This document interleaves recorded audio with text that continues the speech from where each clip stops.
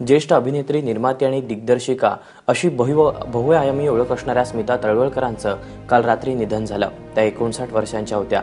स्मिताताई गेल्या काही महिन्यांपासून कर्करोगानं ग्रस्त होत्या. काल मुंबईतल्या जसलोक रुग्णालयात त्यांनी अखेरचा श्वास घेतला. दर्जेदार भूमिका, काळजापर्यंत पोहोचवणारी संवादफेक यासाठी स्मिता तळवळकर ओळखल्या जायच्या. त्यामुळे त्यांच्या या निधनानं अवघ्या मराठी सिनेसृष्टी शोकसागरात बुडाली आहे. आज सकाळी 10 वाजता यशवंत नाट्य मंदिरात त्यांचं पार्थिव अंत्यदर्शनासाठी ठेवण्यात येईल. ज्येष्ठ अभिनेत्री स्मिता तळवळकर यांचं रात्री निधन झालेलं आहे. जसलोकच्या रुग्णालयात त्यांनी अखेरचा श्वास घेतला. त्यांनी दिग्दर्शित केलेल्या आणि निर्माती राहिलेल्या त्यांच्या मालिका आजवर गाजलेल्या आहेत. त्यांच्या जाण्यानं मराठी सिनेसृष्टीवर शोककळा पसरली आहे.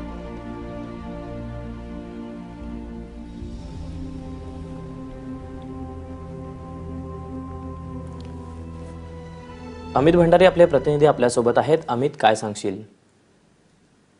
निर्माती म्हणून, अभिनेत्री म्हणून तिथली एक सजगता, एक स्त्री निर्माती म्हणून असलेलं एक स्वतःचं अस्तित्व, या सगळ्याला कायम अधोरेखित करण्यात स्मिता तळवळकरांना यश मिळालं. म्हणजे मी फ्लोअरवर त्यांच्या कायम पाहिलेलं आहे की अत्यंत धाडसी निर्णय घेणारी निर्माती ते अत्यंत संवेदनशील अभिनेत्री, हा त्यांचा प्रवास खूपच तडफदार पद्धतीचा होता. ते तितकेच संवेदनशील अभिनेत्री म्हणून दिसणारी ही बाई ज्या वेळेला निर्मातीच्या खुर्चीत ज्या वेळेला बसते त्यावेळेला त्यांचा असणारा जो आवाका आहे कामाचा, ते सगळं अगदी प्रिंट निघण्यापासून ती थिएटरमध्ये पोहोचवण्यापर्यंत, कारण आज डिस्ट्रीब्युशनची पद्धत बदलली आहे, ते त्यामध्ये एक सुकर आलेलं आहे.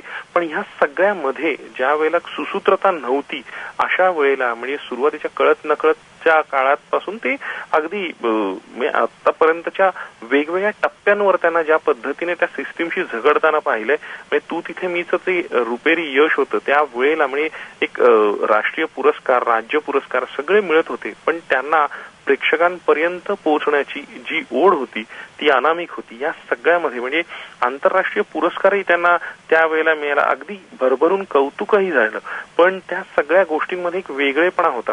चौकट राजासारखा विषय हाताळताना त्यांनी त्यावेळेला, मला आजही आठवतं की कोणत्याही प्रकारची जनरली सिनेमा असतो त्यावेळेला त्या पद्धतीचं सेलिब्रेशन हे पार्टी किंवा अशा पद्धतीने होतं, पण ते न करता त्यांनी सिनेमाचा पहिला शो हा त्या कॅरेक्टर जे दिलीप प्रभावळकरांनी साकारलेलं नंदूचं, तर ते कॅरेक्टरसाठी त्याच्यासारख्या भिन्नमतीच्या मुलांसाठी त्यांनी तो शो त्यावेळेला अरेंज केला होता.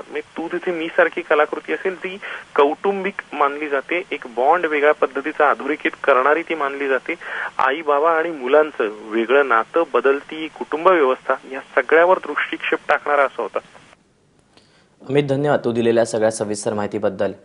तळवळकरांच्या निधनानंतर दादरमधल्या त्यांच्या राहत्या घराबाहेर शांतता पसरली. थोड्याच वेळात इथे सिनेसृष्टीतील मंडळी यायला सुरुवात होईल. मराठी चित्रपट रसिकांना ज्यांनी आपल्या अभिनयाच्या जोरावर गेली अनेक वर्ष झुलवत ठेवलं त्या स्मिता तळवळकर काल वश झाल्यात. त्यांच्या राहत्या घरी सध्या आपण आहोत. मातोश्री हाईट्स या त्यांच्या दादरमधल्या निवासस्थानी त्यांनी आपल्या अनेक कलाकृतींना, आपल्या अनेक कल्पनांना जन्म दिला होता. गेली अनेक वर्ष त्या कर्करोगाशी झुंजत होत्या आणि आज त्याच कर्करोगाशी झुंजता झुंजता त्यांनी जसलोक रुग्णालयात आपला देह ठेवलाय. प्रेम म्हणजे प्रेम म्हणजे प्रेम असतं, चौकट राजा, सवत माझी लाडकी, कळत नकळत या चित्रपटांद्वारे त्यांनी आपल्या रसिक प्रेक्षकांच्या मनाचा ठाव घेतला.